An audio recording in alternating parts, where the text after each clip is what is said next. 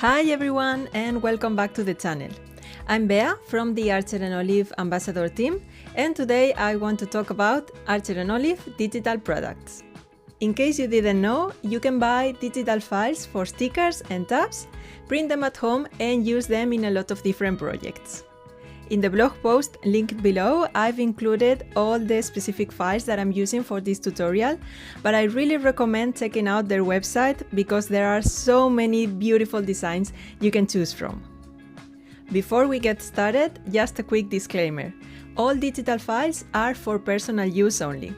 I'll be using a cutting machine to cut some of the stickers, but I'll also show you how to cut them by hand with just a pair of scissors. So really, all you need to follow along is a printer and some sticker paper.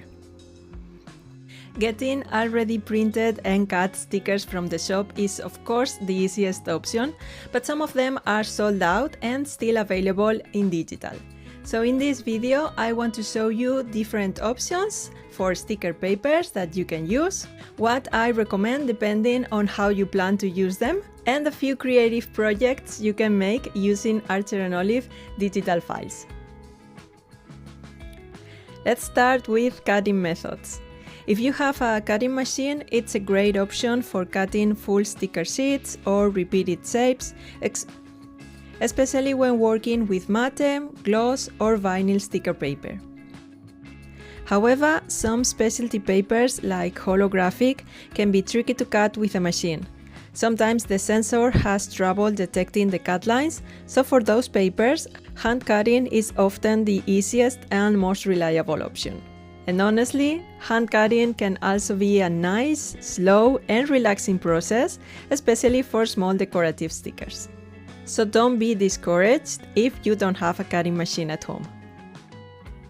Before buying any sticker paper, make sure it's printable and compatible with the type of printer that you have at home, either inkjet or laser. When printing your stickers, it's also important to adjust the printer settings to match the paper you're using. Matte paper usually works with the default settings, but for glossy or vinyl, you'll want to select glossy or photo paper. It depends on the printer. But otherwise, the ink may smudge or never dry.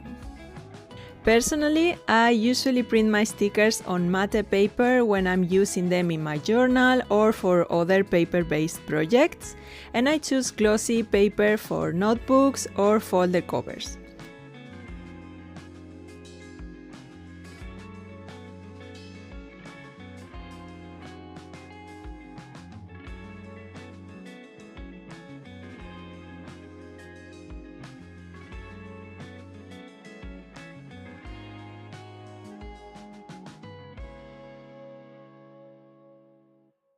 I use vinyl when I need the stickers to be waterproof or extra resistant to wear. For example, printable tabs work much better on vinyl because they are handled frequently and need to be more durable.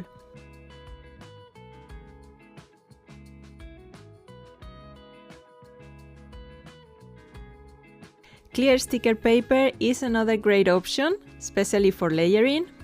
There are some awesome sticker designs like this one from last Halloween that looks amazing on clear sticker paper. I like to use it for decorating items like this water bottle.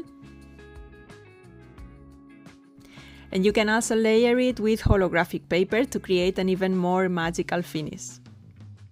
Many stickers from Archer & Olive have a glitter or holographic effect that it's quite difficult to get if you print them at home. But holographic paper can help you give them a touch of spark, and I love how it looks on Halloween stickers.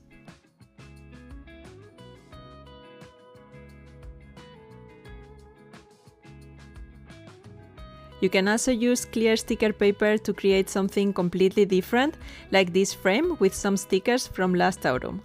Just think outside the box and don't be afraid to experiment.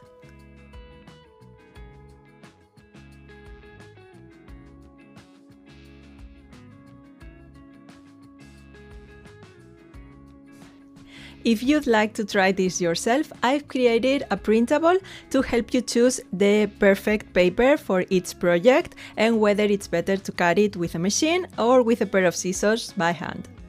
So go to the blog and download yours for free. Thank you so much for watching. I really hope that you got some creative ideas from this video. So don't forget to like and subscribe, and we'll see each other in the next one.